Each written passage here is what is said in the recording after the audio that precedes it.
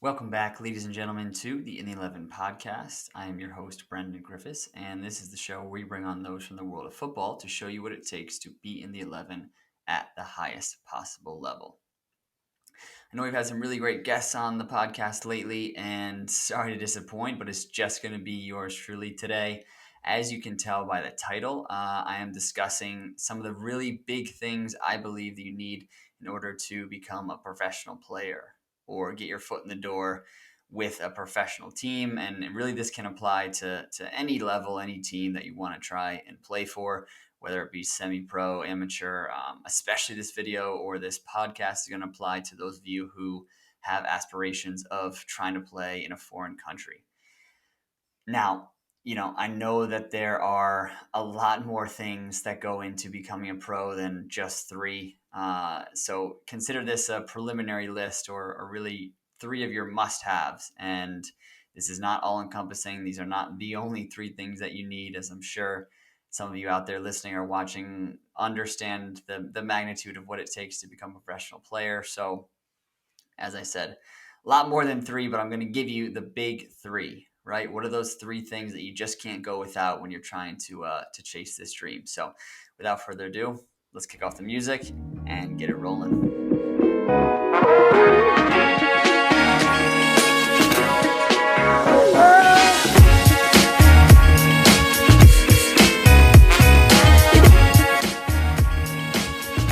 Three things that you need to become a professional footballer. So, number one is what we are calling a CV. So, a CV, for those who don't know, is basically like your soccer resume. It is a written outline of basically your abilities, your playing history, everything that any potential agent, scout, coach, club needs to know about you as the footballer. In the same way that you would apply to a job, you would send in a resume with all of your work experience, your history, your education, your contact details, all that kind of good stuff.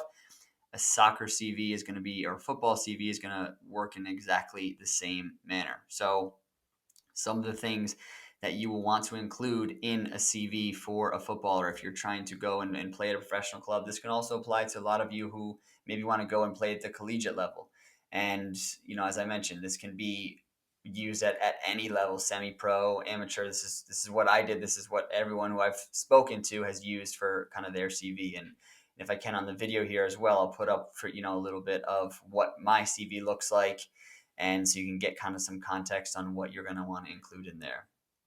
So, similar to a resume, you're going to want to include your work history or your playing history. So, where are the clubs that you've played for? What are the names of them? What leagues did they play in? What level was it at? What country was it in? All those types of things. So that when someone gets your CV across their email, they can kind of get a sense for what's the level that you've played at. If they're somebody that's well versed in the world of football, they can understand pretty quickly based on what countries you said, what leagues you said. They know where your level's at pretty quickly. In addition to just the actual history, you're also going to want to include things like any statistics that you have from when you were playing at said clubs. So things like number of appearances, if you have that, tracks, the minutes that you've played, if you have goals, if you have assists, any kind of statistical data you can provide in there will help them to paint the better picture of who you are as the player. Including that can also be any accolades or awards that you won. If you got teams of the week, teams of the month, team of the season, if you were the player of the year for your specific club, young player of the year, anything like that, player of the tournament, anything like that you want to include in there. Again, this is also a way for you to kind of highlight yourself and showcase the best parts about you, because you want whoever is reading this CV, you want to grab their attention and make them want to learn more about you. So the more that you can beef it up, the more that you can spruce it up and put things in there that are going to attract the eye of somebody who's looking, that's what you want to do in there. For example, for mine, when I was in Germany, I got team of the week, not the top 11 of the week, but I was kind of on the bench for the team of the week, if that makes sense. Each week in our league, they would put out a best 11, And then there was like 4 or 5 players, I believe, that would be like in the reserves for that. And there was 3 or 4 weeks that I put that in. So that was something that I put in for my time in Germany as well. I did, games started, matches played. I don't think we tracked minutes, so I didn't have that, but I put goals, I put assists, I put the other thing too that you'll want to put in here is any team success that you have. So, for Germany, I put the record that we had, where our standing was in the table. And I was also named one of the vice captains of that team. So those types of things clubs are going to want to see. If you have success at the clubs that you've been a part of, if you've won titles, if you've won cups, if you've helped your team win promotion, again, those are all things that clubs are liking to see because they know that you can be in an environment where winning is a priority and where you're impacting winning. And if you're a part of promotion winning teams, that shows that where you go, you have success, and hopefully you can bring that same success to that club. Lastly, the important thing that you're going to want to put on this information as well is, or on the CV, is your contact information and some kind of basic info about you. Things like height and weight can sometimes be included in there. You're going to want to put your position on there. You're going to want to put your nationality, and especially if you have dual citizenship or you have a work permit somewhere, if you have a second passport, things like that, those are going to be valuable to clubs if they know that. For example, if you're trying to go play somewhere in Europe and you have a second passport or you're able to obtain EU citizenship, then that's going to be a huge, huge thing that's going to work in your favor for you trying to do that.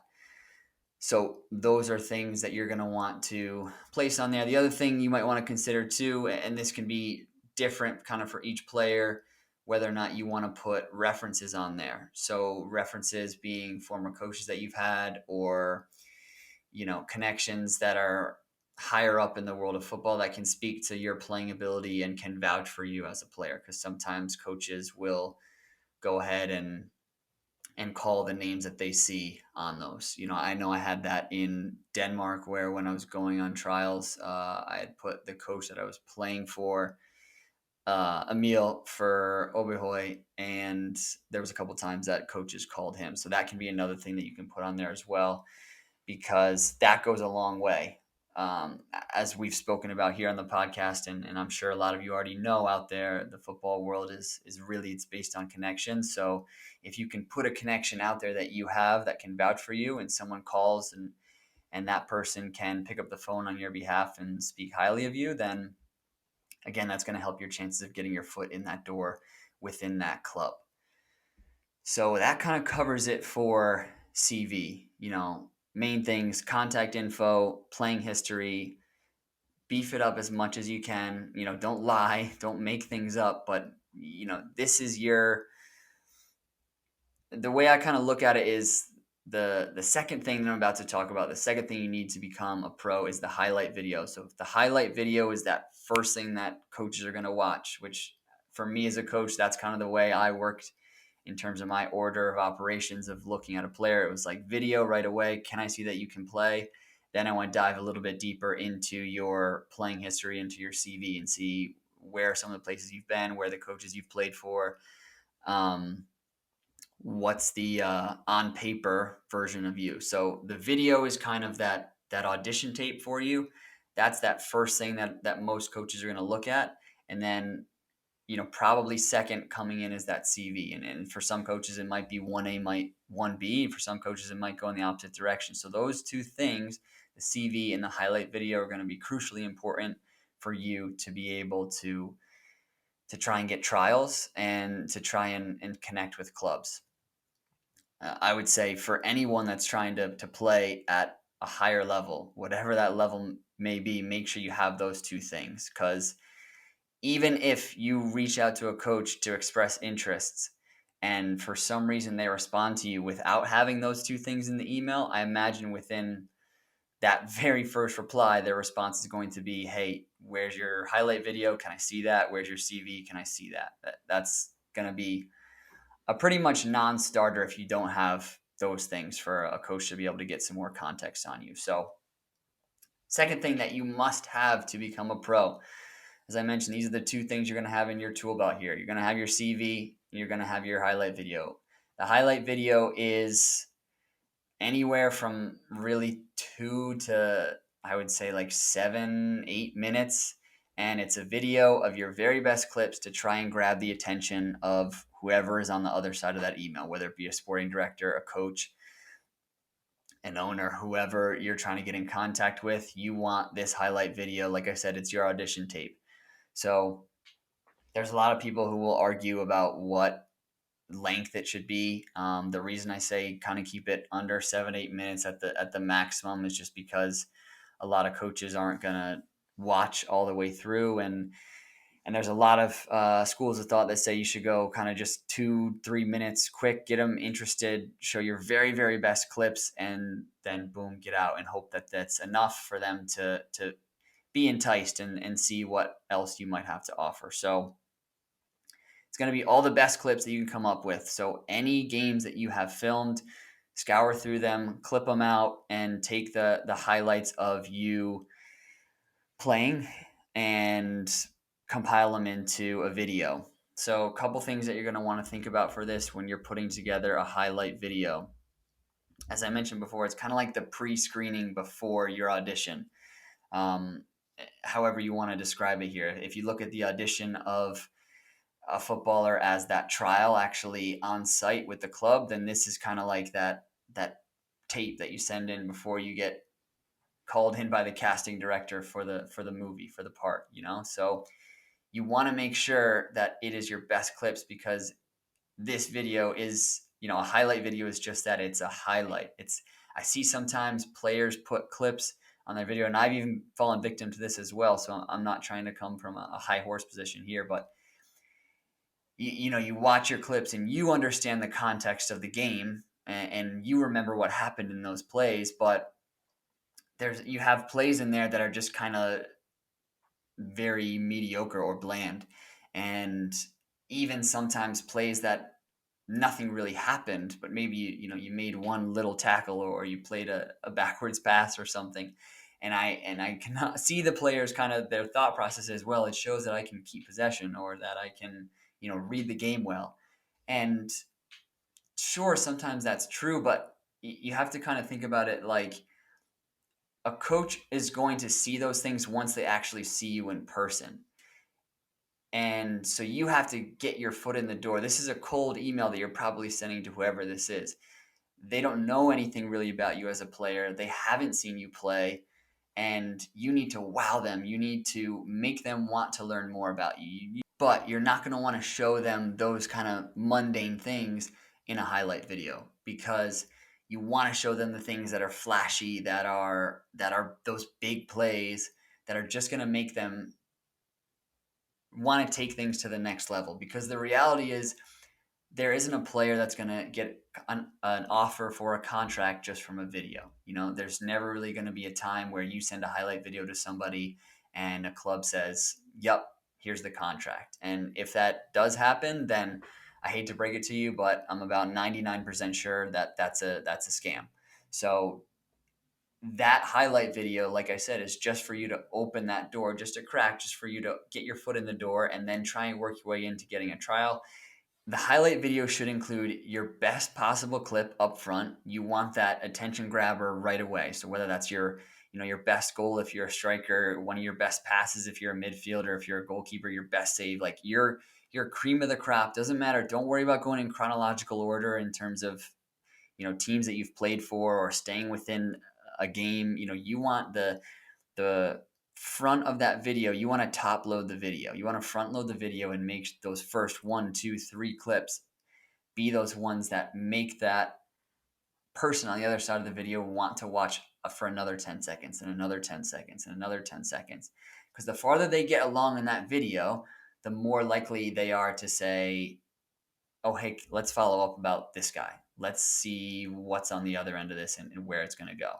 The quicker that they close out of that video, the less likely they are to pursue you at all. I remember I was speaking to Emil about this when he was visiting a club in the Netherlands, and he said that they would pretty much go through hundreds, if not thousands, of clips per day that they would get of players. And this is a high level professional club. I can't remember if he said it was at Fanerud. Sorry, I'm butchering that, or PSV. I can't remember. I'd have to go back to that episode. I think we talked about it on the episode. So if you want to go back and check that out, be my guest. But this is a top level pro club, and they're getting, all these clips on a day-to-day basis from other top level professionals. And he was like, essentially they would watch 10, 15 seconds tops. If they liked what they saw, they would, put it in a folder to go and further examine later. And if not, if nothing jumped out at them within that first 10, 15 seconds, boom, then it was on to the next one, on to the next one. Because it was a numbers game for them more than it was necessarily, I'm going to watch every single one of these 6-minute videos. So again, I can't stress this enough. Make that first 15, 20 seconds of your very best stuff, and then continue to kind of layer it on from there, trying to, again, keep the viewer engaged for as long as possible. In addition to that, make sure that it's clear for whoever is watching who exactly they should be looking at in the video. So, it's not necessarily a bad thing if you don't have the best video quality. You're still going to be able to get opportunities. No one's going to turn, I shouldn't say no one, but I have gotten opportunities with videos shot on an iPhone or with crappy footage. That's not going to be the make or break factor in this equation for you. But you do need to make sure that whatever kind of video quality you have, whoever is watching knows exactly which player they need to be looking at, because they're not going to be able to just recognize you if you put on, I'm number 7 in this clip. And if they can't figure it out soon enough who you are, then they're just going to click off the video. I'm just being honest. So make sure you highlight yourself or circle yourself, whatever it is that you want to do, make it really, really obvious. Hey, as you watch this clip, this is the player that you're watching, and then that'll be fine. So make sure you do that for all your clips throughout the whole video.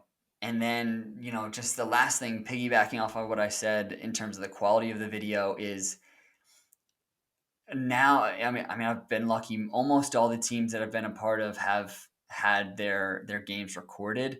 But wherever you are, if you are not currently having your games recorded, find a way to get them recorded, because like I said, you have to have highlight video, and it does have to be updated as well.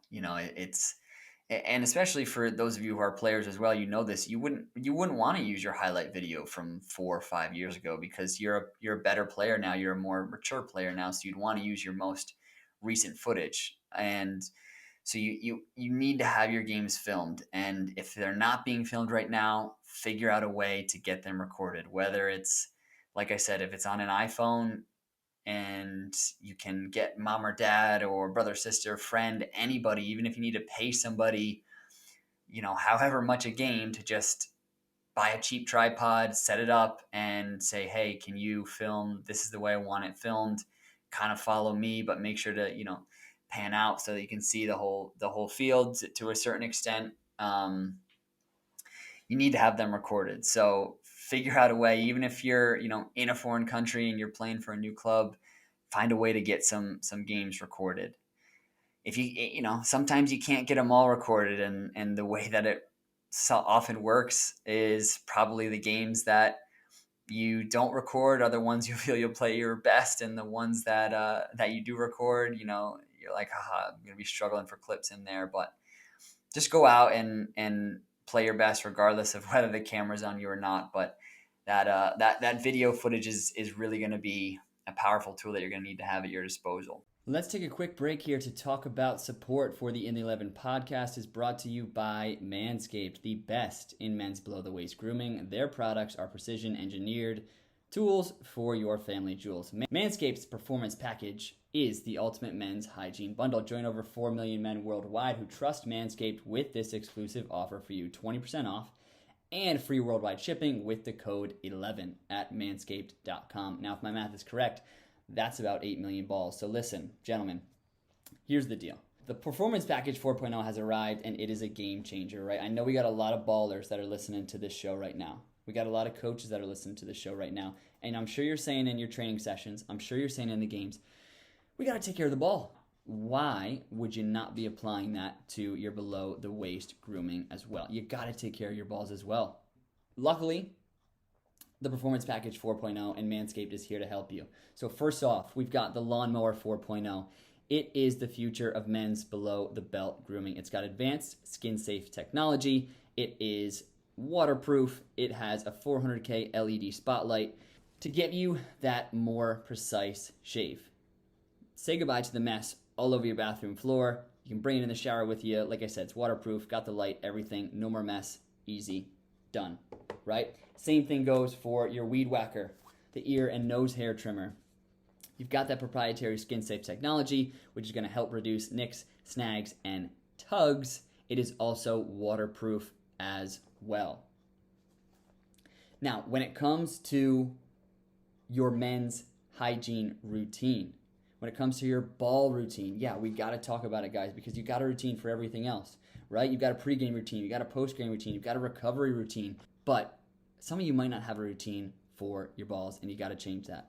So you got to get the Crop Preserver Ball Deodorant and the Crop Reviver Ball Toner. You don't want to be that one, right, that comes in after the match and you've played 90 minutes, maybe you played well, maybe you bagged a goal, right? And it's just an absolute jungle down there and you're trying to clean and it's just, it stinks and no. Gone are those days, right? And who knows? You got a special someone, came out to see you play, right? Maybe you bagged a goal, maybe you got a clean sheet. Maybe it was your debut, right? You want to be ready because I don't know what's going to go down after that game. That's up to you. Now, with all of that good stuff that I've just mentioned to you there, Manscaped has also hooked you up because in the Performance 4.0 package, they have also thrown in some extra goodies for you. They've thrown in the Manscaped Boxer Briefs, and they've thrown in a Manscaped little travel tote bag for you to carry around all of your Manscaped products. So you're on the road, you've got an away day, you're on the bus, you've got something, and you're equipped to bring all of your products with you on the road. Time to take care of yourself. Your balls are going to thank you. You got to go to manscaped.com. You'll get 20% off and free shipping if you use our code here at In the 11 Podcast. Use code 11, ELEVEN, to get 20% off and free shipping. So that's 20% off with free shipping at manscaped.com and use code 11. Unlock your confidence and always use the right tools for the job with Manscaped. So that's the 1-2 punch so far of our 3 things that you need to become a pro footballer. The last one, there's a little bit of nuance to this one, but as I was kind of thinking over this topic and this idea for what I wanted to talk about for an episode, I felt like it was really important because I think it was something that I realized I had a lot of knowledge of, and other players that I was playing overseas with had a lot of knowledge of it. But even myself, it was something that I dove into probably more than a lot of others that I came across. And this especially is going to apply to anyone that wants to play somewhere in a foreign country, whether you are a European or a South American who's trying to come up and play in the United States, or vice versa, you're an American that's trying to go over to Europe. You have to have a really in-depth knowledge of the country you are playing in. So what I mean by that, and this is why I say this is rule number 3 of what you have to have as your 3 things to become a professional, is you have to have such an in-depth knowledge of the country you're playing in from a couple different perspectives. Firstly, whatever league you're going to play in, how does that league work? What's the system of it? What's the structure of the football pyramid in that country? What level are you at? What is the amateur status of it? Is it semi-professional? Is it professional? What are the transfer rules? What's the transfer window for this country? For example, for those that are familiar with the European system, Scandinavia works in a different transfer window than does mainland Europe. So that's something that you need to be aware of.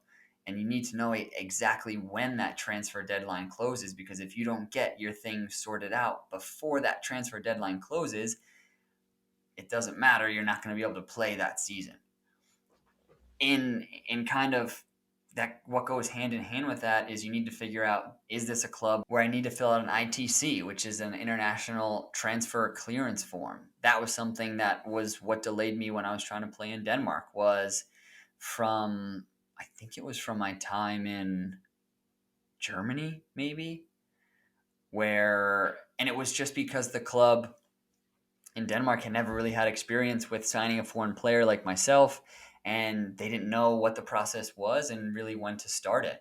So this is something that I'm trying to give you guys this information now, because I think a lot of players think that whether it's an agent or a connection that's bringing them over to a club, or the club itself or the coach of that club, they believe that sometimes those are the people that are going to hold their hand and take care of everything from getting off the plane to putting on the uniform and playing in the first match.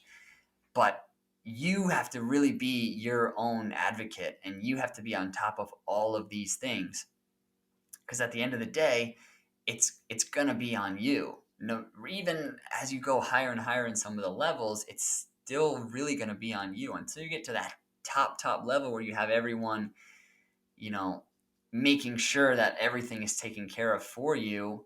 Until that point, until you've reached that level, it's all going to come onto you, because at the end of the day, a lower level club, you're dispensable to them, because for one, you're a foreigner, so there's more work that has to go into getting you signed on to play for this club, and they can probably find another foreigner who's willing to get all their ducks in a row, or they can just find a domestic player that's going to probably be cheaper, that's probably going to be less headache on their part. So if you go in expecting for everything to be taken care of for you, and then things start to fall by the wayside, the club isn't actually always going to bend over backwards to accommodate you.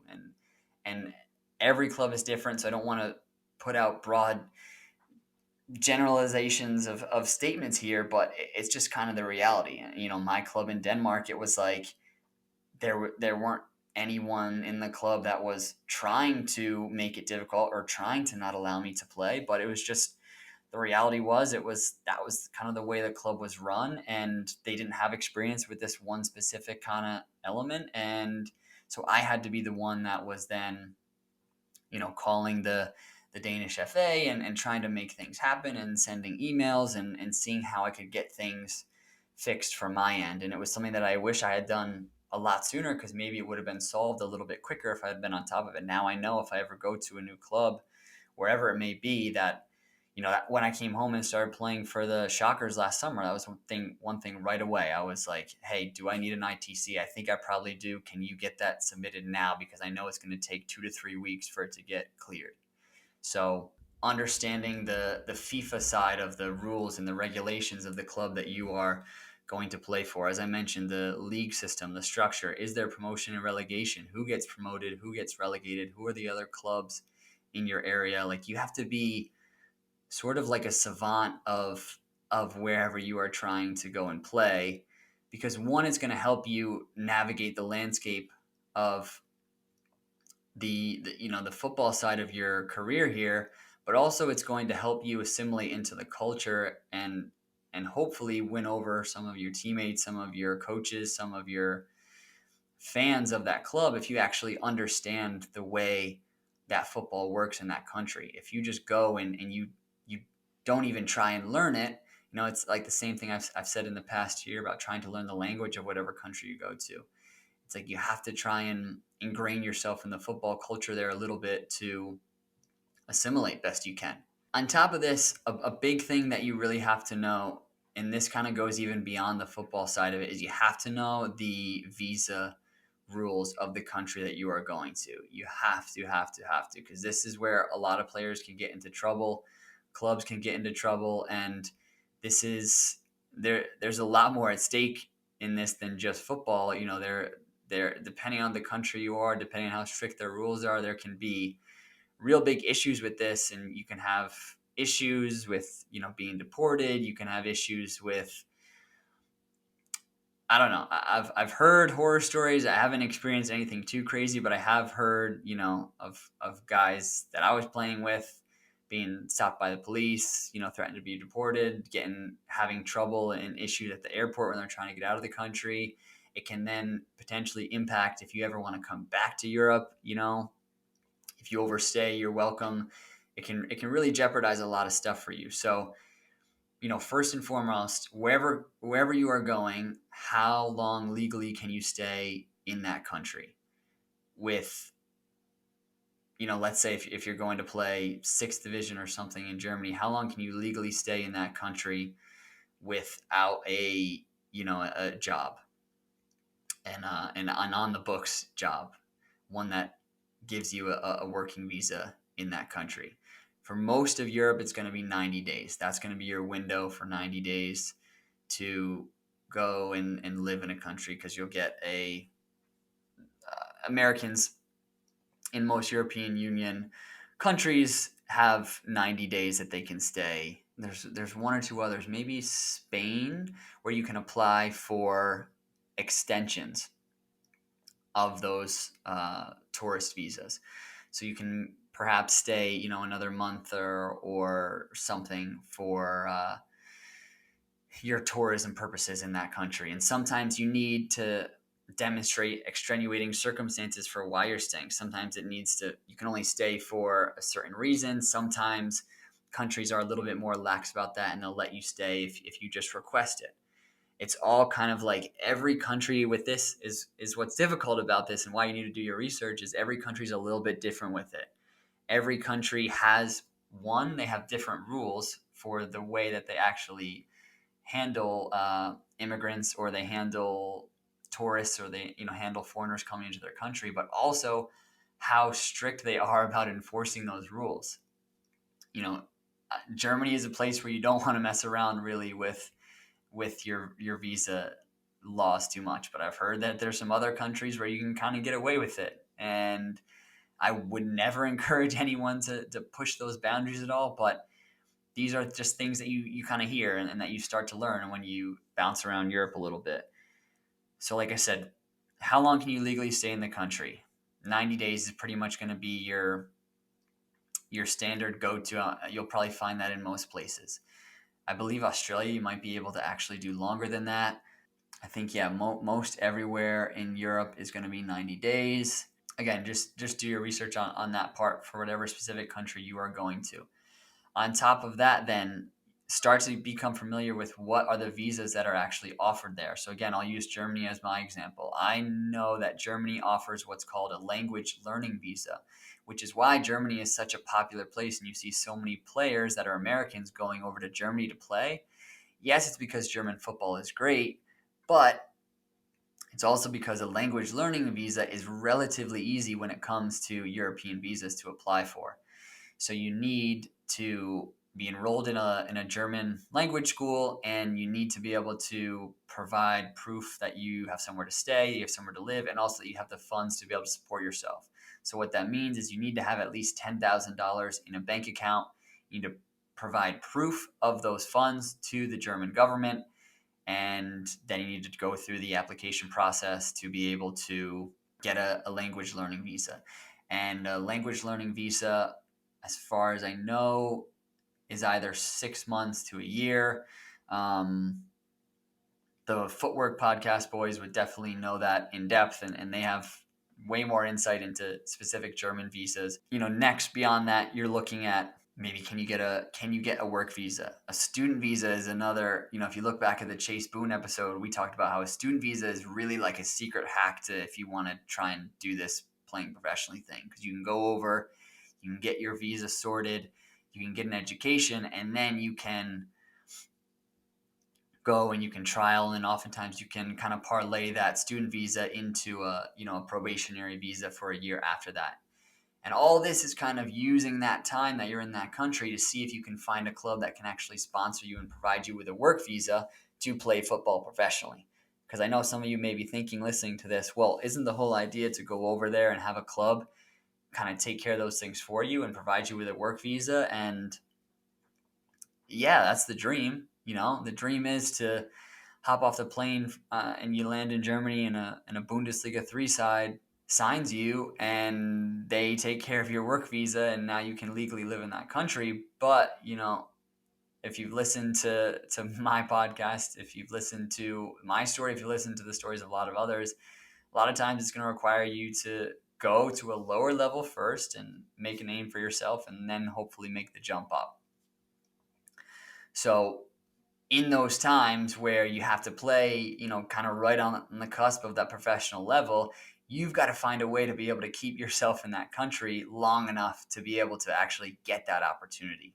That's what kills some players, is they might be right on the cusp of becoming a professional, but they couldn't keep themselves in the country for just long enough to actually make it happen. So you have to kind of sometimes be creative in ways with how to do that. So like I said, that's why Germany has become such a popular destination for American players to go and get their start. That's why Scandinavia is a really popular destination for American players to go and play professionally, because, and for example, in Denmark, the requirements to get a visa as an athlete are a lot less strict than in other countries. Based on the research that I had done, that it was essentially the club needed to vouch for you as a player and submit that they were signing you as a player, and they needed to meet the salary requirements that are commensurate with the league minimums, the league standard. That would be what would be required for you to be able to sign and play in that country, in Denmark. I believe it's very similar in Sweden. That's why you see a lot of Americans going to play in Sweden. Australia is another big one that you'll see a lot of players go to, because Australia has something called a working holiday visa. So even though the A League is the only professional league over there, their semi-professional system is pretty well established from what I gather, in terms of the NPL 1 through 3 has a decent structure in each state, and that's probably different from club to club. But what a working holiday visa allows you to do is go and live in the country for a year, and you can work a job. So you can make money playing football, and you can also employ yourself in another way, so you can support yourself and you can live. I can't stress this enough. Visas are super important. Wherever you're looking to try and play, find out, do your research on what the visa situation is like, and make sure that you're well versed on it, because that's also something that clubs may ask you, like, what do you need to stay here? Like, how long can you stay, or what can, some clubs are maybe really good. They may ask you, what can we do to help you, or what do you need? And you can say, hey, I need help with an apartment. I need help with food. I need help. Can you give me a little money? Maybe can you get me a job? Maybe are you connected to be able to help me actually get my visa, or do you have an idea of which visa I could get? All these things can happen where a club may be able to help you out with a lot more than you expected. And when that happens, perfect. But you have to be prepared to do all of this on your own, to be able to find your way to be able to stay in the country and make it happen. Because, like I said, unfortunately, the more common scenario is that a club is going to help you to an extent, but it's not the extent that you think it's going to be.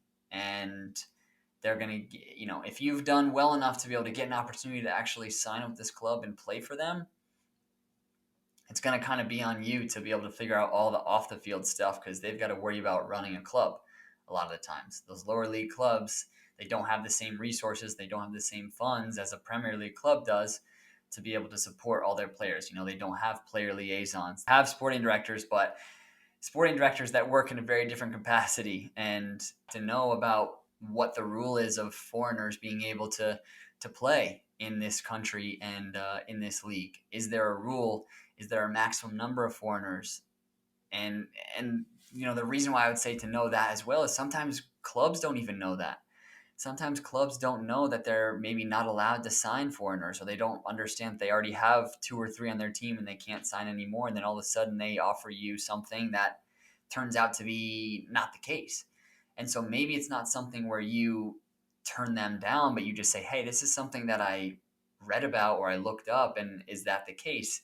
Am I able to sign for you guys because it says in your league you can only have 4 foreigners on your team, and I know you already have 4, or 3 or something. Am I going to be your fourth? Whatever the case is, You just have to be equipped with as much information, as much knowledge as you possibly can to be able to advocate for yourself on behalf of your career. Really, if I kind of sum it all up here, these three things that you need to have as a professional player: a CV, a highlight video, and knowledge of the country where you are trying to go, where you're trying to send these CVs and these highlights to. You have to have a knowledge of the way football works in that country. All of these things are to equip you as best as you can to be able to advocate for yourself as a player, for you to go and for you to be your own agent, for you to do all the legwork of you actually finding a club. These are the three things that you've got to be equipped with, because you think about it, like, this is what an agent would do. You know what I mean? This is what an agent would do for a top level player. But when you're at the lower level and nobody really cares about you yet and nobody knows your name, you have to be all of those people. You have to do all of that legwork on your own and and make it happen. So you've got to send out that CV and drum up the interest from clubs around the world, and then hook them with the highlight video as well to get trials starting to pop through your door, trial offers, and then make the decision on where you want to go in trial based on the knowledge that you have of, okay, this country is a good one, I think, for me to try and build a career in, because I can get a visa a little bit easier there, or the way the league system works, it helps foreigners, and or it's a good platform that allows foreigners to showcase themselves and then do X, Y, and Z. Three things that you need to have to become a professional football player. So one, CV. It's going to have your playing history, it's going to have your statistics, it's going to have your contact information, maybe some references on there as well. Two, your highlight video. It's going to have your best clips at the very front. It's going to be a couple minutes of showcasing what you can do, what you can offer to a team on the pitch. What are your abilities? What's your skill set? That's hopefully going to intrigue them. It's going to spark their interest. They're going to want to call you and say, "Hey, can you come in for a trial? We want to see a little bit more of you. We want to see what you look like in our team." Lastly, knowledge, information. Information is power here. Do you understand the way that football works in the place that you are trying to play? What league are you going to play into? When's the transfer window? Do you need a visa? Will you need a visa down the road? How long can you stay with or without a visa? Can you enter and exit the country freely? Anything related to that? Do you need an ITC? Do they have another foreigner spot? Anything related to you trying to figure out a new culture, a new footballing culture, you've got to try and do as much research as you possibly can. Like I said, this is just the preliminary list. These are the things that you can't go without, because then the higher and higher up that you get, then maybe you won't need the CV or the highlight video as much, because you'll be starting to make a name for yourself in whatever country you're playing for, and people will start to hear of you. Or the moment that you say, "I'm coming from this club," or "I'm coming from this level," everyone already understands what that standard is, and there'll be less sort of posturing to try and get your foot in the door with a club once you continue to climb the ladder and get higher and higher up in your career. But especially in those early stages, don't be caught without any of these three things. Don't be caught with a coach asking you to send over a highlight video or to send over a CV, and you're like, "Oh, I don't have them." Okay, well, that coach is going to move on. I hope this video helped a little bit. I like to sometimes mix it up, and just, this was something that was on my mind, so I wanted to give you guys some insight, some of the stuff that I've learned in not only my journey, but also just talking to a lot of players on the podcast and off the podcast as well. I'm always talking to buddies and teammates and friends of mine that are still playing or are trying to play or what have you, and these are the things that we talk about. So I hope that this can provide some insight and guidance to those of you out there who maybe want to try and do a same type of thing. I'll just close it out here by saying that we've got a couple of more really exciting interviews that are on the books for the next couple of weeks, so those should be good. Some returning guests coming, some brand new guests coming to the show, so it's good. We've had some really cool interviews in the past couple of weeks. And if you've made it this far, if you want to go check out, Ruben Burke was on last week, who is the Connecticut College head coach. They just won the Division III national championship last year for the NCAA. Who do we have on the week before that? Oh yeah, Cam Vickers was on the week before that. Has an amazing career. He's been everywhere. He's a journeyman footballer. Loved his story. Luke Pavone was on. We had the boys back on, Luca and Austin. So it's been good. It's been good, and we've started to put out.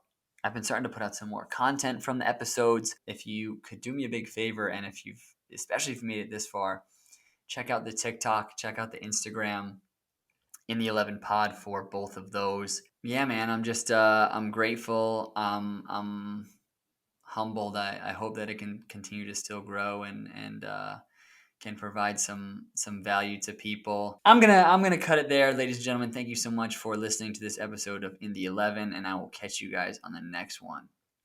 Peace.